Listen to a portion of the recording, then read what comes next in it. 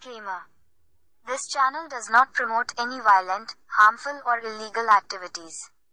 All content provided by this channel is meant for an educational purpose only. নমস্কার সম্মানীয় দর্শক, আলোর খোঁজে আরেকটা নতুন ভিডিওতে আপনাকে স্বাগত জানাই।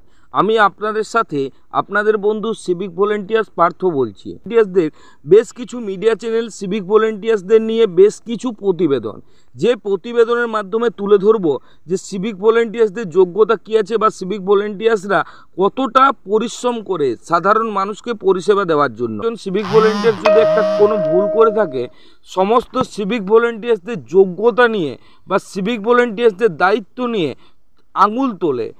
এর মধ্যে অন্যতম হলো রিপাবলিক বাংলার সদা সর্বদা সিভিক ভলেন্টিয়ার্সদের যোগ্যতা নিয়ে বারবার প্রশ্ন করে, বা সিভিক ভলেন্টিয়ার্সরা যদি কোনো একটা ছোট্ট ভুল করে সেই ভুলটা বারবার তাদের চ্যানেলে তুলে ধরে।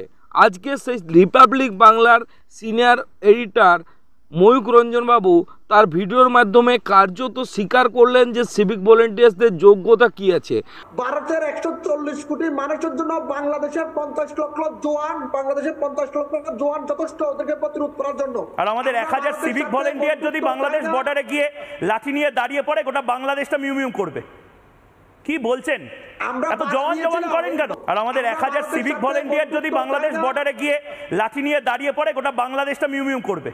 তারপরে আপনি সিভিকদের উদ্দেশ্যে কি করলেন স্যার? সিভিকদের আমি খুব ভালো কাজ দেখি, সারাদিন পরিশ্রম করে। কি ভালো কাজগুলো দেখলেন সিভিকদের? ওদের গাইডলাইনগুলো খুব সুন্দর, সেফ ড্রাইভ সেগুলো মানায়, লোককে বলে বুঝায়, রাইট, হেলমেট পরতে বলে, বাইক দিয়ে গেলে অবশ্যই। আপনাদের সামনে আমি তুলে ধরেছি যে যারা ট্রাফিকের কাজে ব্যস্ত তারাও আমাদের জীবনের একটা অঙ্গ, তবে তাদেরকে আমরা সমাজের কাছে তুলে ধরার যে একটা বার্তা এই মুহূর্তে তুলে ধরছি যে সিভিকদের তিনি কি করলেন বলুন। ট্রফি আমরা দিয়েছি দুজনকে। কজন সিভিককে দিলেন? দুজনকে।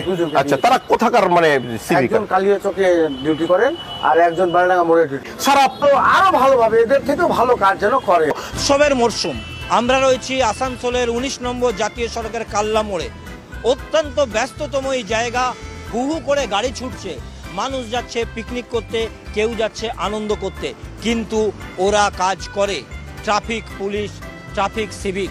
তারা কিন্তু সদা সর্বদা তাদের সমস্ত উৎসব ছেড়ে মানুষের জন্যে রাস্তায় দাঁড়িয়েছে। আপনি কি কাজ করেন? আমি একজন সিভিক ভলেন্টিয়ার, আসানসোল নন ট্রাফিকে কাজ করি। আপনারও বাড়ি আছে? হ্যাঁ, নিশ্চয়ই। পরিবার আছে। এই যে উৎসবের সময় সবাই ঘুরতে যাচ্ছে, আপনার মনটা কি হচ্ছে? আমাদেরও ইচ্ছা করে, কিন্তু ইচ্ছার আগে আমাদের সব থেকে প্রথম হচ্ছে আমাদের কর্মটা হচ্ছে মানুষের সেবা।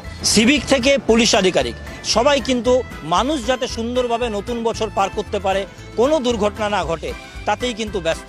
যাতে মানুষ ভালোভাবে উৎসবের দিনগুলো কাটাতে পারে, পরিবার নিয়ে ঘুরতে পারে, তার জন্যই আমরা এখানে নিজেরা ব্যস্ত আছি তাদের সেফটি আর সিকিউরিটির জন্য। সিভিক ভলেন্টিয়ার্সরা সদা সর্বদা নিজেদের কর্তব্য করে চলেছেন। তার অনন্য এবং উদাহরণ হলো হীরালাল দাদা। এই হীরালাল দাদা তিনি যেমন তার ট্রাফিক ডিউটি মনোযোগ সহকারে করেন, ঠিক সেই রকম সিভিক ভলেন্টিয়ার্স হয়েও ছাত্রদেরকে পড়াশুনো শেখানোর একটা উদ্যোগ নিয়েছেন। ঠিক তেমনি সেই হীরালাল দাদা আবার এই সমস্ত ছাত্রদেরকে শারীরিক সক্ষম করে তোলার জন্য তাদেরকে ট্রেনিং দিচ্ছেন। হীরালাল দাদার এই উদ্যোগকে আলোর খোঁজে ইউটিউব চ্যানেল স্যালুট জানায়। পাশে থাকার জন্য আপনাদের সকলকে ধন্যবাদ জানাই। যদি ভিডিওটা ভালো লেগে থাকে দয়া করে লাইক করবেন, চ্যানেল নতুন হয়ে থাকলে চ্যানেলটা সাবস্ক্রাইব করে দিয়ে পাশেই থাকবেন।